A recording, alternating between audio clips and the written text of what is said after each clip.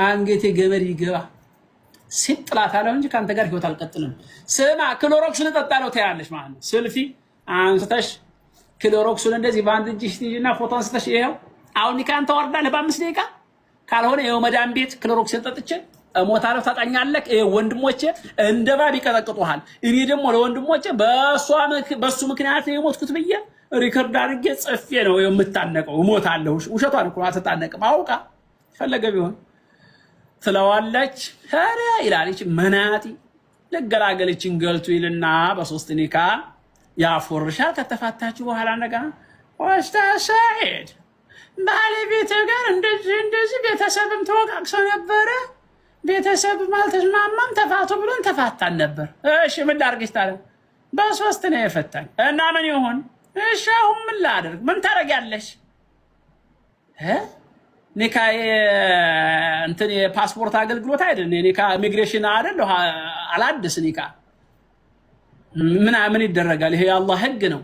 ፓስፖርት ነው ኢሚግሬሽን ሄዶ የሚታደሰው። ይሄ ነው የሚያጋጥመው ነገር። ስለዚህ በሆነ ባልሆነው ስነ ምግባራችሁን አበላሽታችሁ ትዳራችሁን አታበላሹ። የሚመጣውን ነገር ኮንትሮል አድርጋችሁ መቋቋም የምትችሉ ሴቶች መሆን መቻል አለባችሁ። ዝም ብላችሁ እንኩሮ አትሁኑ። ወንዶቹም ሴቶቹም ትዳር የሚባል ነገር አየር ባየር አይደለም።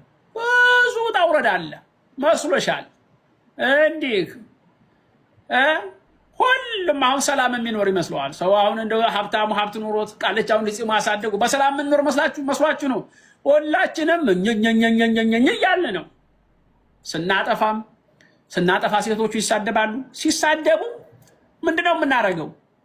እንዲህ አድርገሃል እንደዚህ እኮ ነህ ሲሉ እንዳልሰማ ዝም ብለን ቶሎ መኪና አስነስተን ውጥት ነው። መኪና ከሌለ ደግሞ በእግራችን እንነካዋለን። ወደ መስጂድም ሆነ ወደ ጫካም ሆነ ወጣ ብለን ቀዝቀዝ ስትል ከተቻለ ዝም ብሎ አንዲት አበባ ገዝቶ መምጣት፣ ታልተቻለ ደግሞ ዝም ብለህ ከረቢላም ቢሆን ገዝተህ መጥተባለህ የኔ ቆንጆ ቅድም እኮ ተናድጄ ነው እንጂ እንደዚህ ነው ብለህ ነው ሚስትህን የምትታረቀው። በውጭማ እንደተናደደች ሄደህ በዛው ካደርክ ቃሚያ ይቆማል። አዎ ዶሮም ጥለህ ለማደር ነበር አላማክ። ዶሮውንም አውቀዋለሁ። ወጣህ አረዛው አድረሃት መጣህ እዛችኛው ሚስትህ ጋር ስትጨማለቅ አድረህ መጣህ አይደል? ሌላ አፍቅረሃል አይደል? እንኳንም አደረከው። በላሁን ኒካና አውርድልኝ አባቴን ነግሬዋለሁ። ሌላ መከራ ነው የሚመጣው። ስለዚህ ሴት ልጅ በምትናደድና በምትሰድብ ሰዓት خليها تفضفض። ሴት ስትናደድ የሷ ጉልበቷ ምንድነው? ኘኘኘኘ ትሰድብሃለች እኮ አንተ ሃይዋን። የመኪና አደጋ አላህ ያርገክ። ይሄው መኪናው ወደ ቀኝ ስታጥፈው ወደ ግራ ወደ መኪናዎቹ ይዞ ሄታጠፍ። መኪናው መሪው ድርቅ ብሎ እምቢ ይበልክ። ይሄ ጃፓን የሰራው መኪና ፍሬኑ ድርቅ ይበል ኢንሻአላህ እምቢ ይበልክ። እንደገና ተሳቢ መኪና ውስጥ ግባ ፍጥፍጥ ብለህ ኢንሻአላህ ሞት ምናምን ትላለች ማለት ነው። አንተ ዝም ተለፍለፍ ዝም ወጥት ከቤት መውጣት ወጥተህ መሄድ ነው።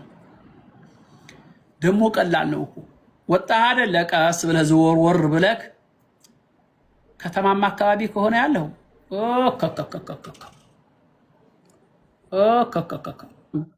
ስለዚህ ምንድነው የሚሆነው?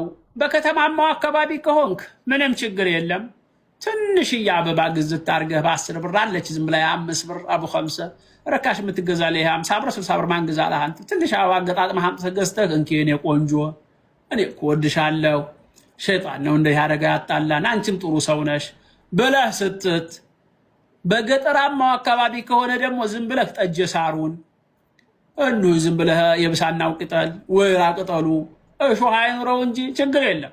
እንባጮ ቅጠሉ ሀጋሙ ዝም ብለህ ቆረጥ አድርገህ ለፍየል እንደሚያመጣ ሰው ባህር ዛፍ ቅጠሉ ጥንጁቱ ምናምን ነጭ ባህር ዛፍ ሰብስብ አድርገህ ከየአይነቱ ዝም ብለህ በአንድ ላይ ስብስብ ታደርገውና ሰርዱህን ነጭት ታርገህ ጠጀ ሳር ቀጤማው ምናምን አድርገህ ጥቅልል አድርገህ የኔ ቆንጆ ለጊዜው አበባ ስለሌለ ነው በይንኪ ይሄ አበባ ነው ፍላወር ነው ባለን ነው ብለህ ወስደህ ቅጠሉን እንዳለ ፊቷ ላይ ጣል ብታረገው አለቃ ዝም ነው የምትለው። ሳስቃ ዝም ትላለች፣ ትታረቀሃለች ማለት ነው እንጂ ዝም ብሎ በልክ አይደለም በጉልበት አይደለም እንጂ ትዳር ውስጥ መናቆር፣ መጣላት፣ መናከስ ጠፍቶ አይደለም።